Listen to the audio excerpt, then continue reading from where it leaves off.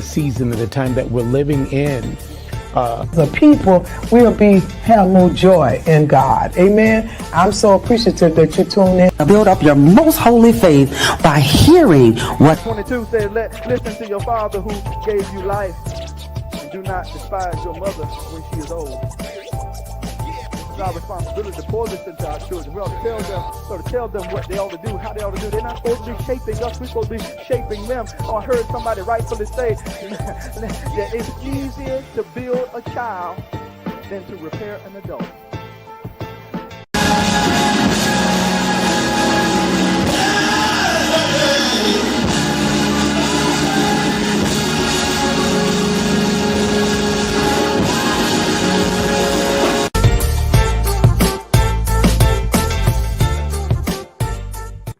How's everybody doing tonight? I am so excited. I brought you all here to share with the nation concerning the improvement of technology and the need. Pastors are constantly trying to figure out how we can reach the masses. The world has changed since COVID-19, and the church was going through some interesting experiences prior to COVID. And looked like after COVID, she emerged to be a different kind of church. I believe the word church in itself still exists, and God will always have him a church. But pastors are having to find the new strategies for evangelism, trying to find what it takes to do what God's called us to do. As a pastor, as a leader in Jacksonville, one of my struggles has been adjusting to the times. There's all kinds of new ways of communicating. There's streaming, there's IP television. There are all kinds of optimizers and ways. I go down in my timeline and I see pastors doing stuff like boosting their messages so people can see it, and trying to figure out how to doing ads that are church-based ads with their sermon for people to look at. They're trying to figure out, how do we win? How do we get the message? Many churches have not even resumed in-person worship, and there are some wonderful strategies that churches are instituting, as they have been behind the barrier, doing church from the pastor's living room, his makeshift studio, or the worship center with him and a couple of people doing it. And then there are churches that are progressive.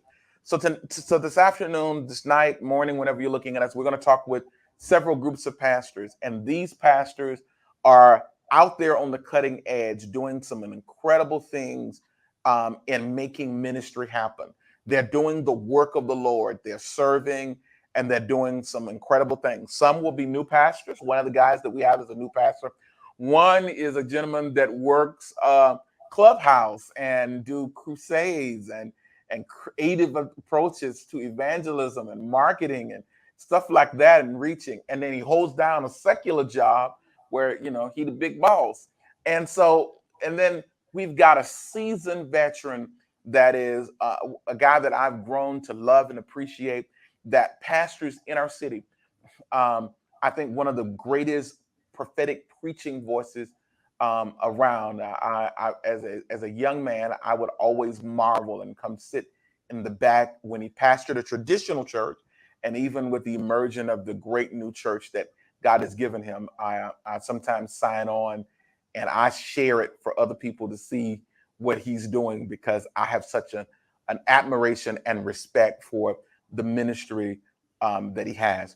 And so I'm going to bring everybody on. Can you bring everyone on? And let's see who this power team of leaders are that we've got tonight. Hi, everybody. How's everybody doing? Awesome. I'm doing well. Blessed. Doing well. All right. Doing good. How you guys doing? How you doing, Elder Harris? I'm doing good. Can you guys hear me? We can hear you. I'm glad that you're with us tonight. It is going to be an amazing experience. Now, so let's talk. Pastor Lewis, you are a part of us in terms of the city of Jacksonville, and we've gone through some some changes and adjustments and stuff like that. And the mayor said some stuff, the governor said some stuff. A preacher even went to jail during this COVID thing preaching. He's up preaching, and they came and got him out of the pulpit basically. And it's been a whole lot in Florida. How has it been pastoring with all of this adjustments? Well, sometimes I think, Bishop, I have an unfair advantage because, as you know, my early career, the very first career that I had was broadcasting. From out of high school, spent a lot of time on the air as a radio announcer, news director. So I've always been around technology. I've always been comfortable with technology, and so it's really unfair. I have a great level of comfort for it.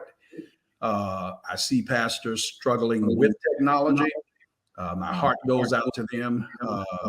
But the first thing I would say is that technology, technology was created in Genesis 1:1. All right. And, if I can say anything to soothe pastors, I would say, the very first software program was in Genesis 1:1. When God said, and you know something about software programming, Bishop, is all it is a series of ones and zeros. It's lights on and lights off. When God says, let there be light, that was a one. When he says the earth was dark and without form, that was zero, lights off. And again, let there be light, 1 and 0. That's the very first, that was technology right there. That was God installing technology into the world to be used later. It's a part of what Jesus meant when he said, greater works than these you would do. Pastor, when I preach now, I'm being heard in 11 countries, 30 some odd states of the United States of America. That never happened from the conventional church building. So we're able to reach more people. And I would just encourage pastors, it's of God. Technology is not of the devil, it's of God. So let's use it. Well, it is an amazing vehicle to use technology. I see one of our pastors have rejoined us, and so they'll be bringing him back on stage in just a minute. Glad to have you. Technology is an amazing tool for us, and many of us have learned how to maneuver with technology and is still learning how to maneuver. I love it how you made reference to technology being in Genesis and ones and twos, and how it's always been there, and how God instituted technology. I love it. Very, very, very savvy. You don't get to use that. At the next conference I go, media conference, I'm gonna give you reference. But and guess what? If you see a cash app coming through, that's my seed. I ain't saying I'm gonna pay the whole tithe, but I'm gonna definitely send you a good seed. Don't be a plagiarizing pastor. No. But I'm gonna tell them where I got it from. I'm gonna tell them where I got it from. Listen, man of God, I'm so excited about it. So have y'all gone back into the worship place? Have y'all gone back in yet? I'm yielding to the brothers. So to answer your question, hey everybody, I'm Elder Deshaun Harris. So my ministry, we have gone back into the building. Of course, it is not the same anymore. Like as you said before, church is not what it used to be. You now have a new form of church called online church, right? Individuals that we as leaders have to learn how to interact. Can you guys hear me okay? That we have leaders have to learn how to interact with from the online platform. We have to make sure that we're communicating, have teams of people that are online messaging and communicate with these individuals, something that we've never had to do before because it's different. So we're back in the sanctuary with social distance. I'm a servant leader at Living Faith Tabernacle. I'm here in Atlanta, Georgia, where my leader is Apostle Jeremy Tuck. But yes, it has been a huge transition. It's been something completely different that we're not accustomed to. But this online platform that we now have that If you were tapped into it before this here went into, of course, you had an advantage. But you had to, I definitely believe if you have not hopped on the train of online media ministry and being able to connect with people that you've never connected with before, and I'm sure we're going to talk about it here just a moment about what we did a couple months ago. It's definitely something that you definitely need to tap into and see how to get involved in. Yeah, I do find that my members are a little lazier. I think that's what I hear you saying, that they've been spoiled, that all they have to do is send money by way of Cash App and it covers them and they can be anywhere they want to be. I would note, Elder Harris, that they're, so they've changed in that way, but the shepherd has not changed. And so I've learned how to hold them to accountability. If they're not doing the things that they need to do, I will call them personally and remind them that you're not doing what you're supposed to do. So, if the shepherd is the same, I think the sheep will get in line. But yes, I see the laziness, widespread laziness, as a result of virtual worship. Well, we've been able to, and as each of you individually speak, he's going to bring you as solo on the screen, because I know he knows that's what I desire. But one of the things that we've been able to do is we've been guinea pigging some technology and stuff to help pastors be able to reach larger audiences of people. One of the things that I was concerned when talking to pastors, and I was concerned when talking to pastors across the country, I began to just try to figure out what we could do to help them. They were at a point in their ministries. Young man, thank you.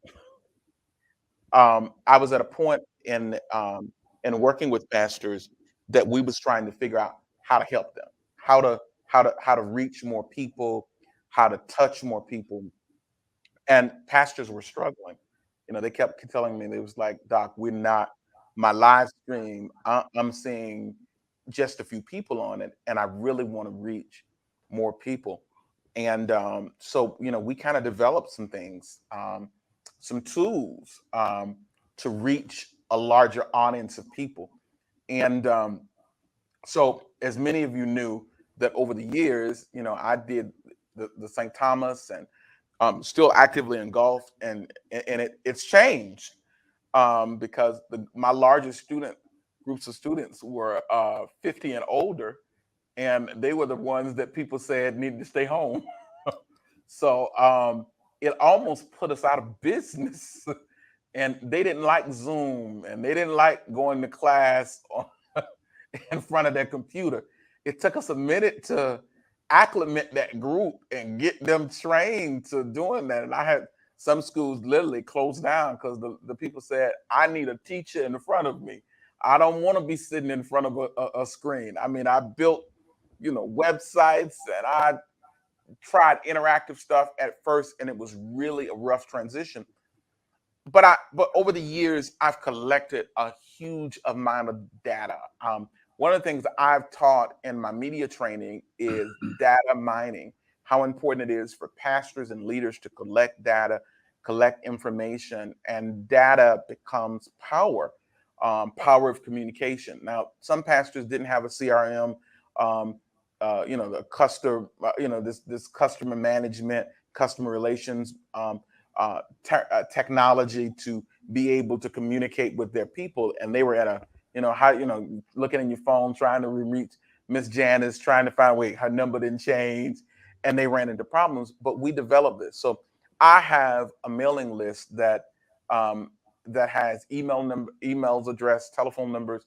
To be honest and transparent with you, we got about over 1.5 million people now in our database.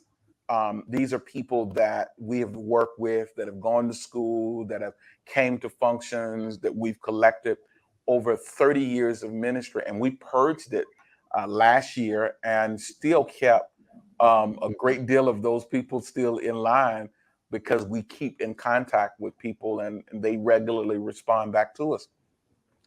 But we did something very smart, Pastor. My team helped me categorize each of these groups of people.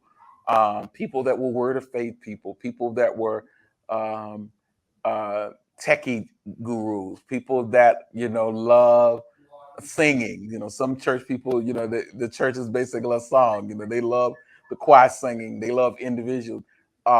They're hip hop churchers. They love Christian rap, and they spit the lyrics and all of those kinds of things. And then some are more prosperity gospel, and then there's mainline Southern Baptist churches or independent Baptists where it's King James only. We'll lose no other book other than that.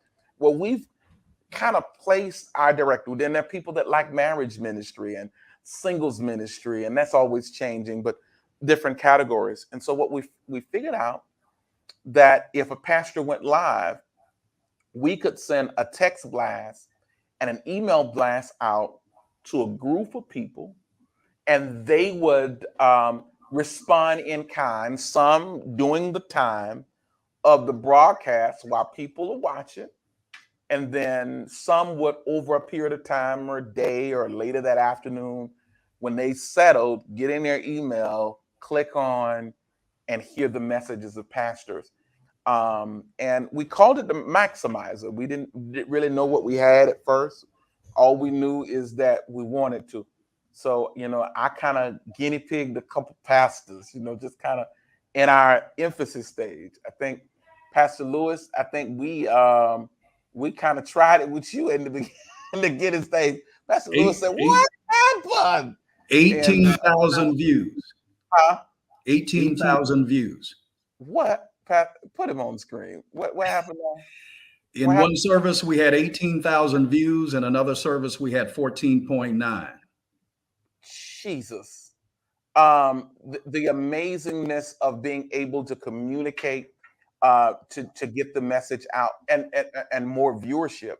And so we've just kind of began to kind of help pastors and to do that, because I've been committed that we got to get the message out. And so there are pastors we help that are new. Now, so this other guy, I fell in love with his singing ministry.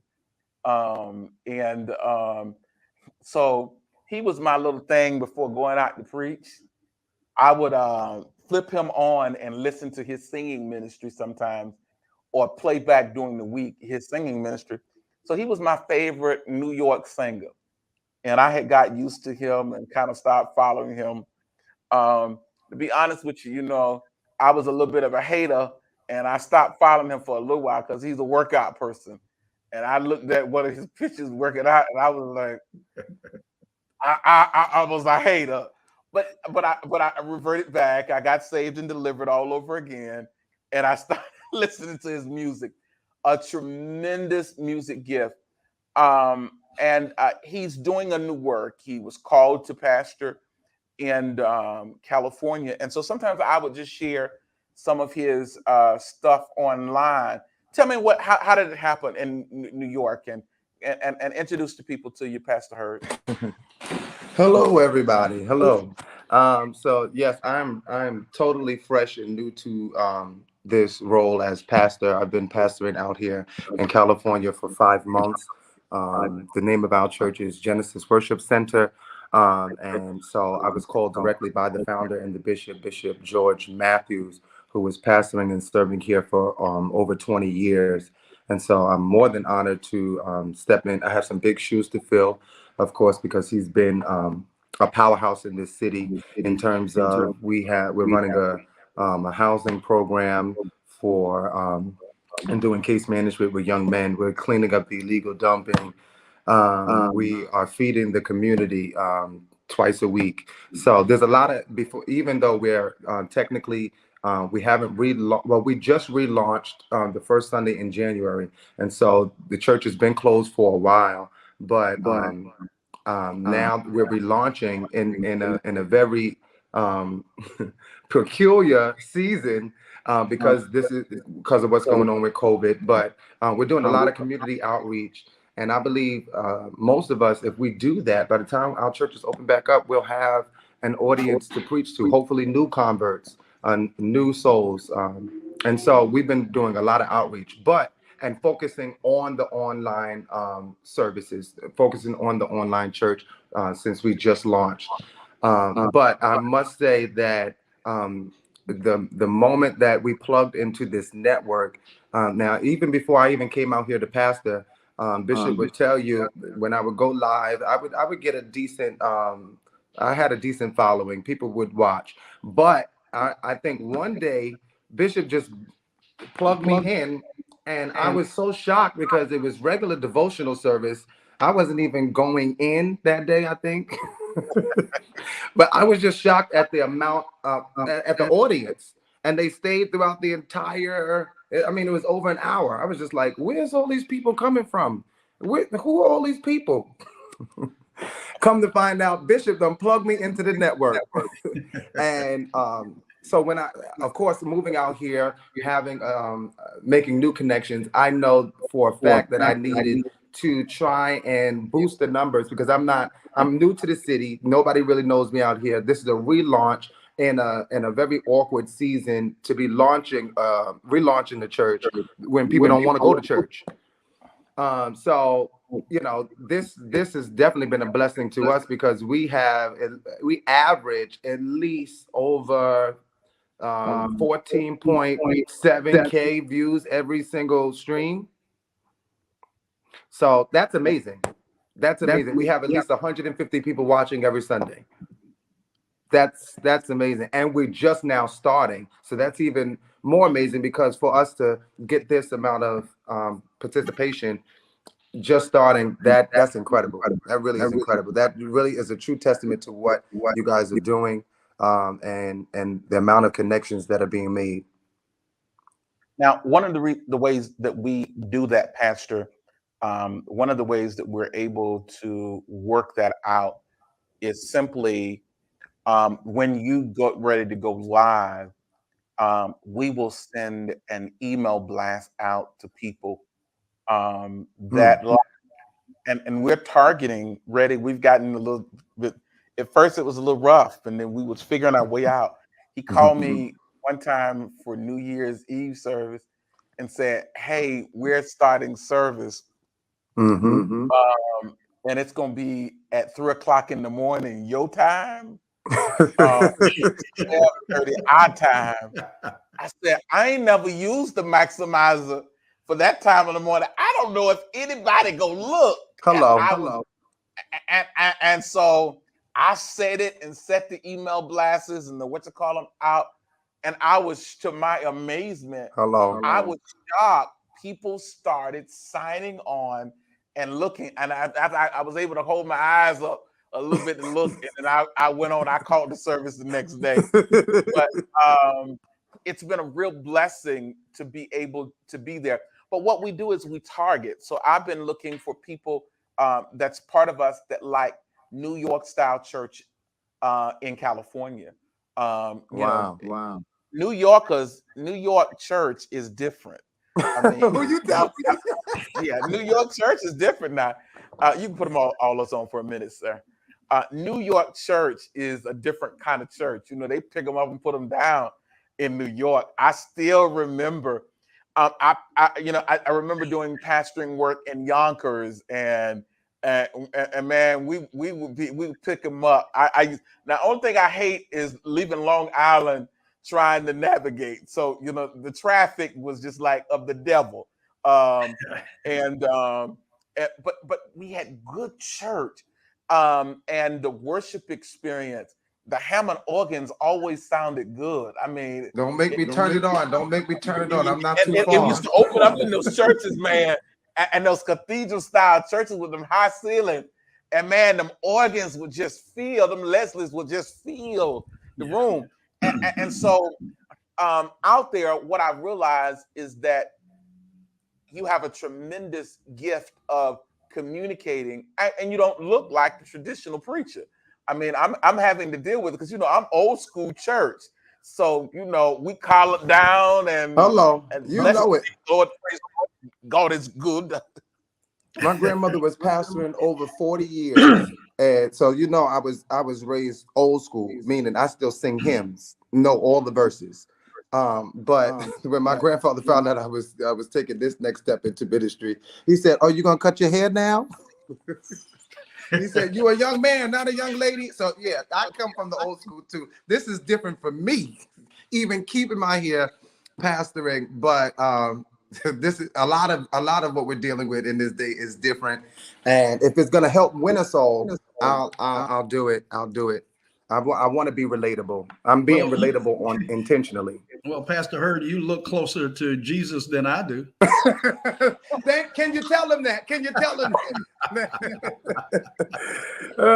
Yeah, you took a Nazarite vow. Yes, thank you. Come on now. Well, I've been so blessed to just work with.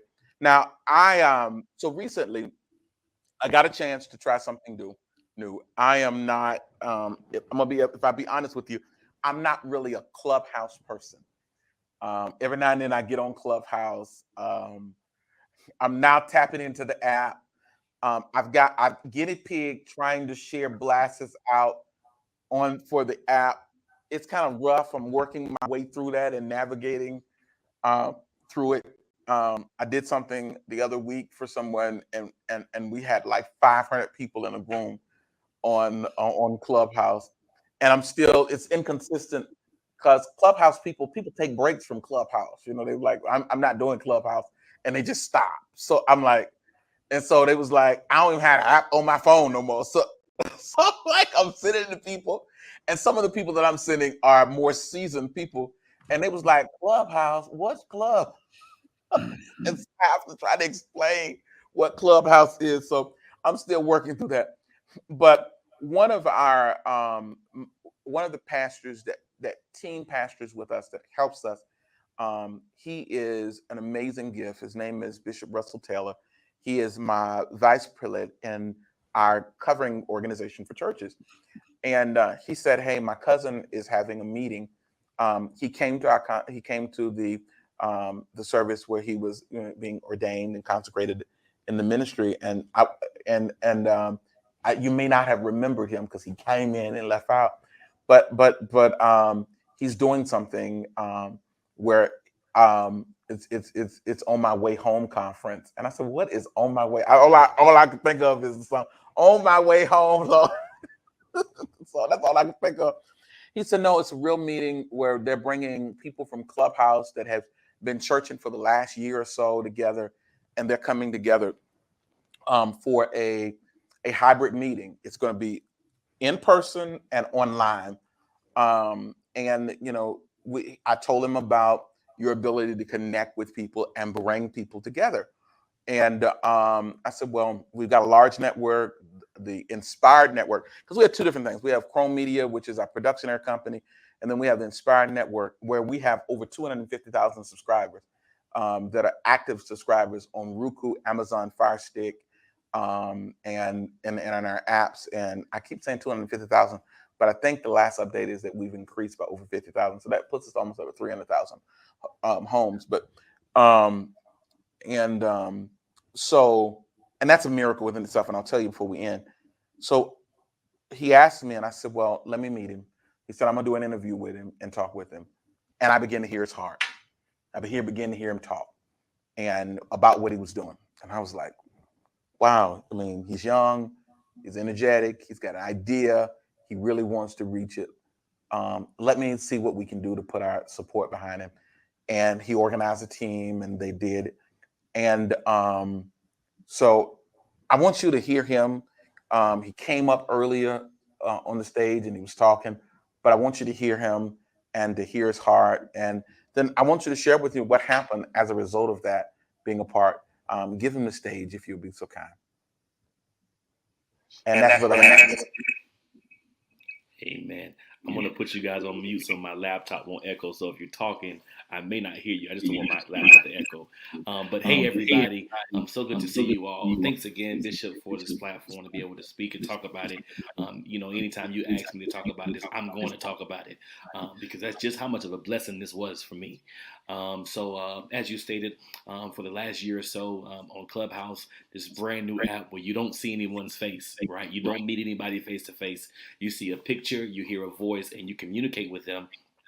We had a Clubhouse called On My Way Home. And this room was created for people who are on their way home. And we would just literally be in the car riding home and we'll be encouraging each other. We would have topics, we would have scriptures, we would pray, preach, prophesy, all that good stuff, cry and all kind of stuff and laugh and have a good time. And over time we said, well, let's get together. Let's plan a conference. And I've never done anything with people who I've never met before, but literally everyone on this app I never met before.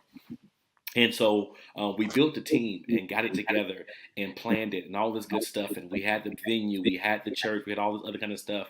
And my cousin Russell, Bishop Taylor, he was like, listen, I think you're onto something here. I think we can really help you guys out.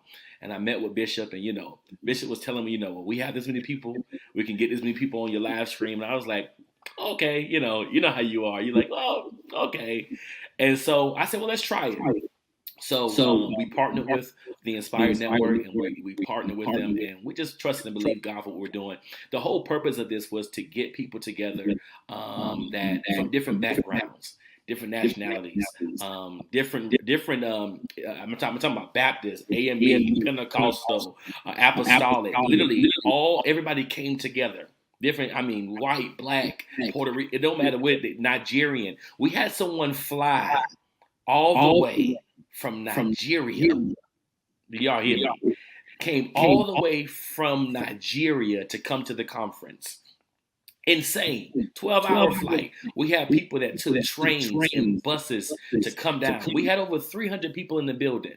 But you wouldn't believe how many people we had viewing. At one point in time, throughout the entire service, consistently throughout the service, you can go and look at the service itself, it's still online. We had almost 1,000 people at one time, consistently watching the service. And now we're talking about a 3-hour service that we were doing. And consistently we had it. By the time everything was all said and done, we had over 30,000+ people that had watched and viewed the live stream. Not only that, but even the giving. We had even the people who gave. When I tell you they gave substantially and poured into the ministry substantially from online, just from connecting to us through the Inspired Network and all the places that it was shot through. I don't know how Bishop worked his magic, but he was shooting and listen, he was traveling and doing ministry and texting me and all kind of stuff. But when I tell you, it was absolutely phenomenal.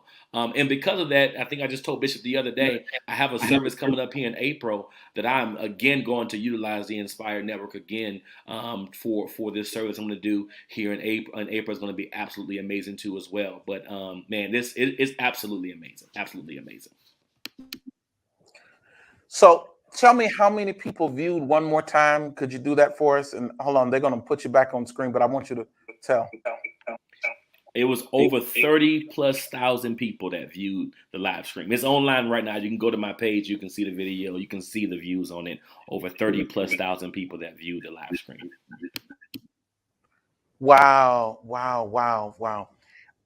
What gets me excited is the gospel is being preached throughout the world. and people in conventional ways are being... I have Lutheran pastors I work with that call me and tell me, hey, Doc, plug us in to people seeing us. And I work with Lutheran churches. And, if let me tell you the miracle, and I won't bore you because I know your time is precious. But this was never started with a desire to be a television network or this network mechanics. To be honest with you, I kind of wanted to be a video blogger, and I started doing it. And I started helping pastors and churches and putting out scandal fires and dealing with stuff. And I had all of this equipment after I had done it. And then so I said, you know what, I'll, just kind of use it for my own stuff putting out. And I was looking at television one night and a guy was on Facebook, and Facebook was interactive with the television, and he was horrible. The production, he pastored a really large church, and everything about it was horrible. I mean, just the whole experience I was like, and I looked at my wife, and anybody knows my wife, Lady Vicky, she's a country girl from Whiteville, North Carolina, small town. She just looked at me and she said, there you go. That's it. She said, you're being arrogant. I said, well, baby, I said, they have a big enough budget. Their budget is probably larger than ours. They got a big enough church. Why would they do this? When it comes down to ministry, I take it real serious. We do it with excellence. It don't matter what your budget is, how much you got. At least you give God your best, no matter where you at. And she said, well, remember, you said if you can't help somebody, you definitely won't hurt them. I said, well, I'm not. She said, you need to help him. And the next day I called that pastor up and I said, Pastor, can you come by and let's talk? And we have a little cafe at the church. In the time we had, I think it was Sandy was doing the Lord's Kitchen or something. We had a cafe. We have a cafe still. And at that time we had a cafe, and I got him something to eat, and we talked. And I said, well, let me help you. I took him and showed him what we had, and I was able to help him, and viewership and people started watching. And then he told somebody else about me, and another pastor told somebody else about me, and another pastor told somebody. And next thing I know, I had all these pastors I was producing podcasts for and nothing to do with the podcasts. So I was like, you know what? We need to do something. Maybe we need a channel, like a Roku channel, Amazon Fire Stick channel. So we added a Roku channel, and it was like, okay, we can add it on our website. And then we just kept adding and adding. And the miracle of it is, during that time, if most of you may not know, I had a brain aneurysm, and I fell dead in my home, and God miraculously brought me back to life.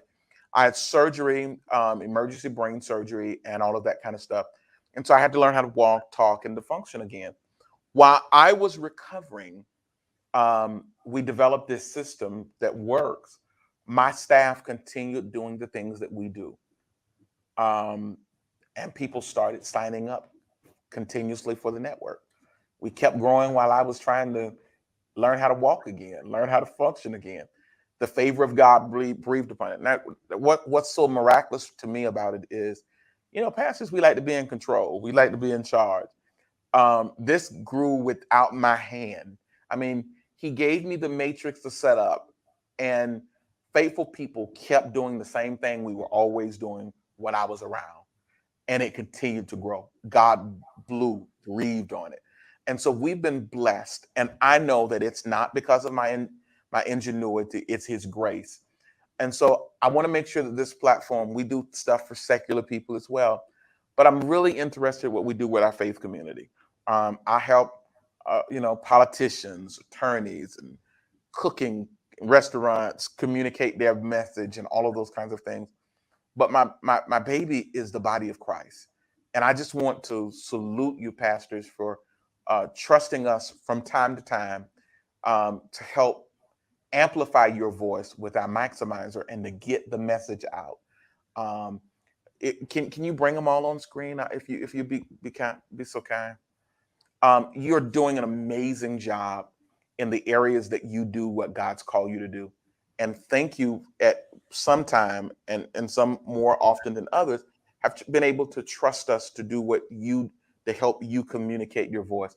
Y'all are amazing communicators in your own right.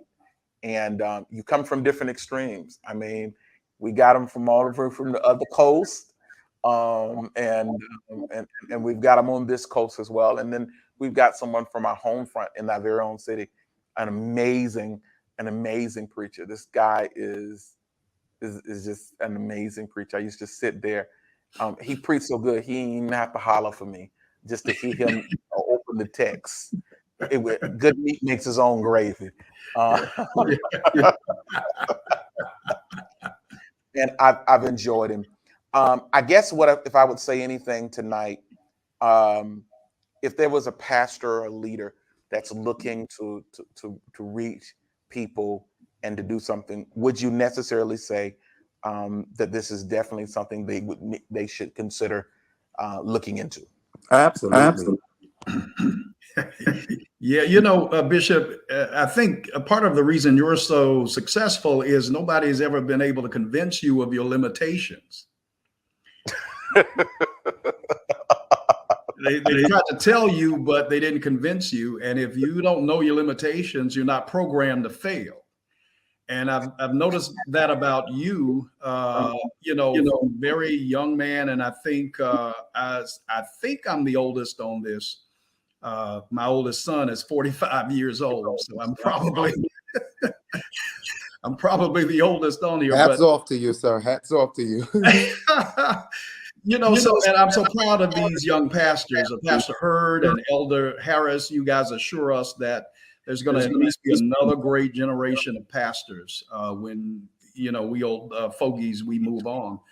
But Bishop, when I need to know something about technology, I have to give you a call. If I haven't talked to you in a long time, if I ever need, you are it, and you're my IT call, anything I need. I'm going to do more with the network than I have been doing. I want to tell you that now. I'm getting close to retirement from secular employment. And so I'm going to do everything.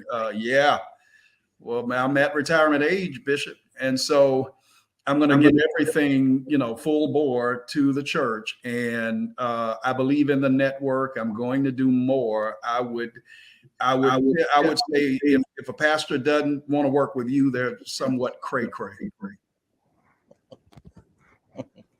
Well, and I try to make sure that for me that this is about the embodiment of the body of Christ and helping leaders and helping the church. I have pastors call me all the time and they say, "Hey, Doc, what kind of camera should I need? What do I need to do to communicate this message?" And believe it or not, I find time to schedule and do it, to answer those calls, not because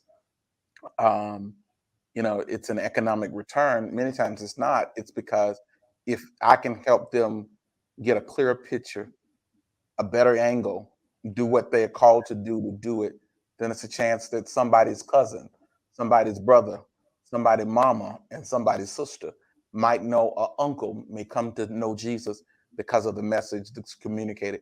I started streaming years ago when people used to tell me, I was YouTubing and coming on and MySpacing and all of those kinds of things, and all of these things when people thought I was crazy. And I'm grateful that God allowed us to be ahead, so that when all of these things came, we were ready for it.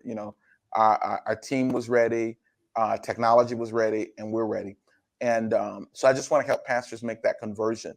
I've got pastors we work with now that are now, they've let me develop a system for them, and they're doing $20,000-$30,000 a month of income coming into the church through their online virtual congregation and people of just being a part. Now, it's not about money, but also they're seeing. I got a pastor that he pastored 20 members soaking wet. That's it.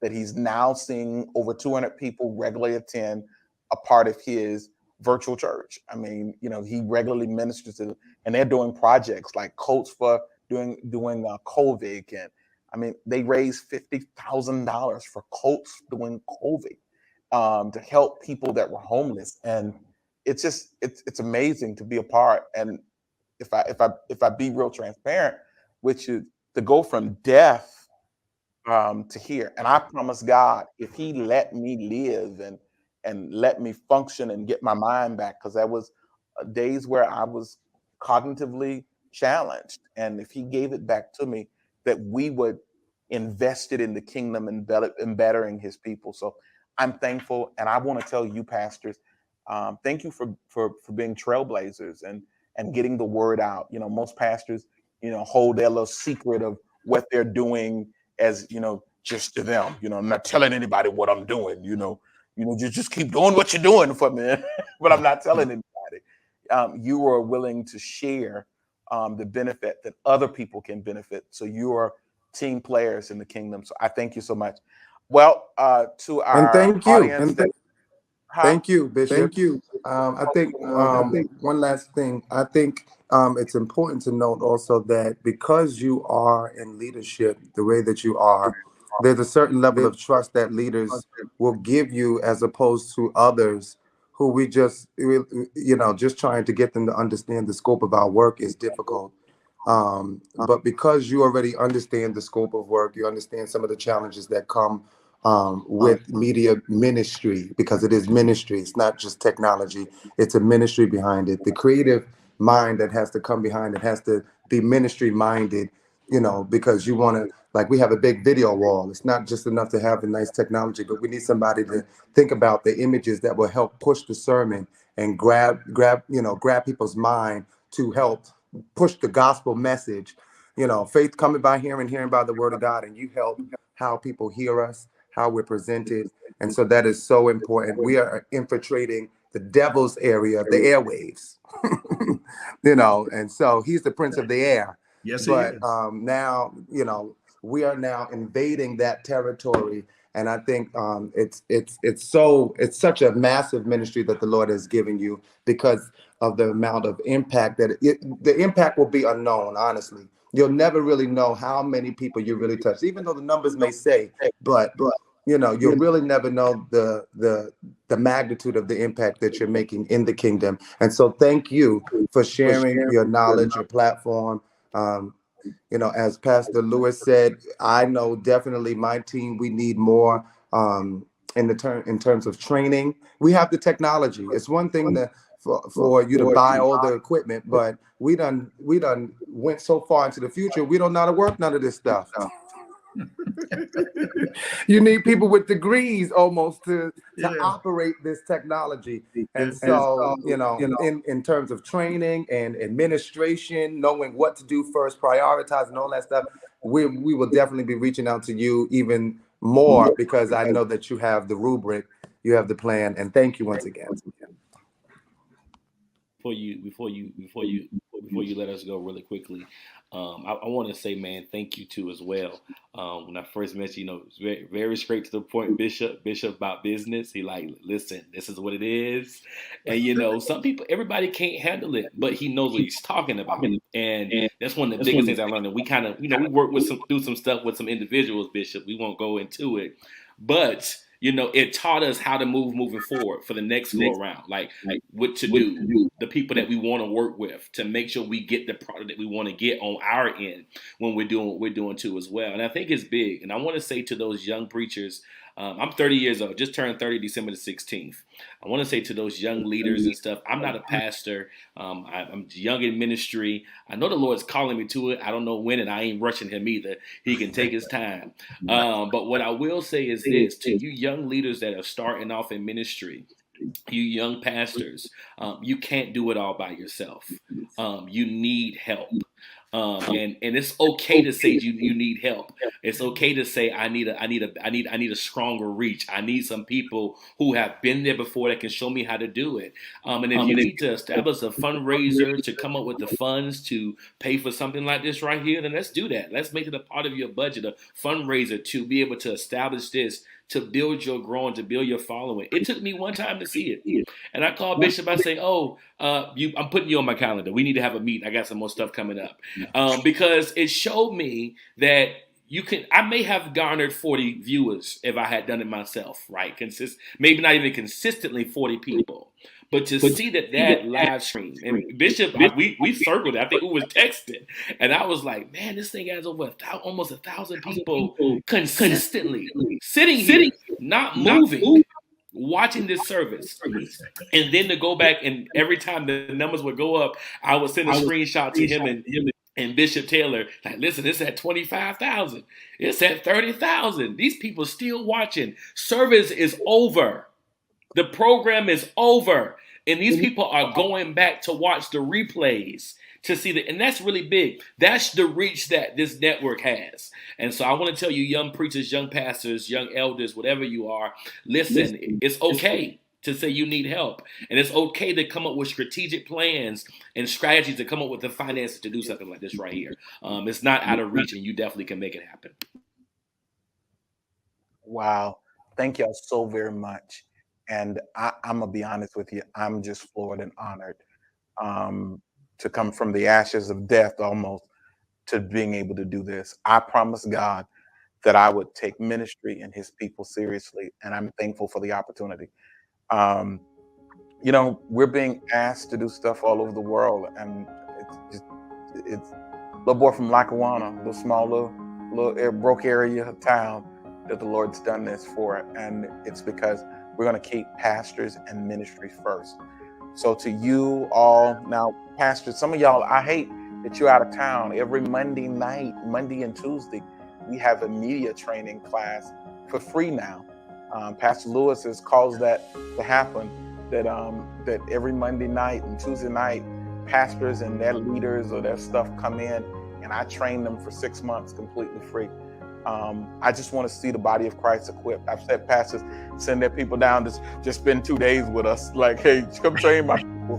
Now I used to charge for it, but I'm gonna be honest with you, we got an overwhelming support, and it was great economically, but there's so much a need, and the churches, if I be honest, that really needed it, didn't have the money in their budget to afford it. So it forced me to say, you know what, we'll hire someone part-time to train them. And then we just added it to our budget to add someone on our budget to do that. And so our team is committed, helping you get your message out. I love you. I've got to go. I appreciate y'all. Y'all rock. Y'all are the most amazing guys ever. And I thank you so much. Now, they're going to probably get me because we have a woman in ministry on here, and it might have been said that we were sexist, but it works for women churches too. So if you got your book signing or your ministry thing, whatever God call you, it works for y'all too. Love you so much. Be blessed, and y'all have an amazing evening. Thank you for your time. God bless you. brothers. God Thank bless you, you, brothers. Bishop, Pastor Lewis, Elder. Pleasure to meet you both.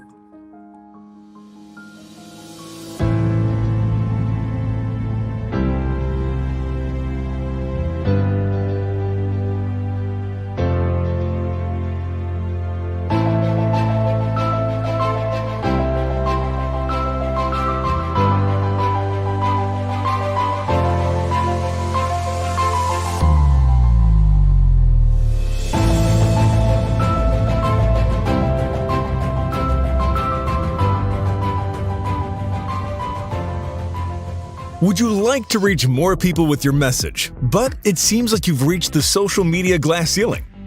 Has it been a nightmare for you to have the content but can't attract the right viewers? Are you frustrated because you're not getting the results that you desire? Let us give you a precise 72-hour plan that'll refocus your strategy with the Inspired Network Branding Department. We can take your business or project to the next level. For more information, give us a call. Do you love video production?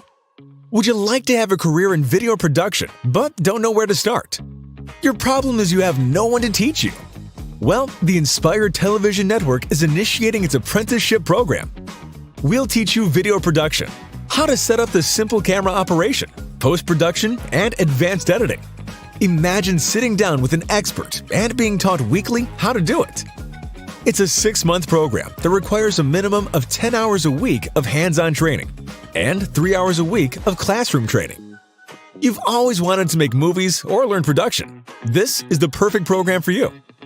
Give us a call today at 904-389-5592 or sign up at www.learntv.today. It's free for churches and nonprofits. So you've been watching the show. Would you like to be a content provider yourself and develop a show for the Inspire Network? Please give us a call today at 904-389-5592 or go to www.connecttv.info to submit a show idea.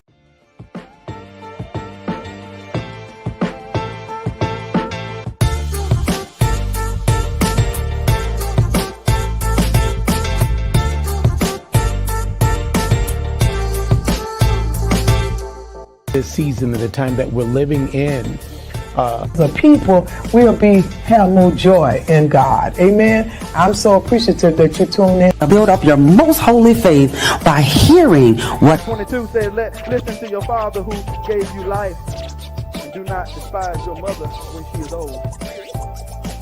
It's our responsibility to pour this into our children. We ought to tell them what they ought to do, how they ought to do. They're not supposed to be shaping us. We're supposed to be shaping them. I heard somebody rightfully say that it's easier to build a child than to repair an adult.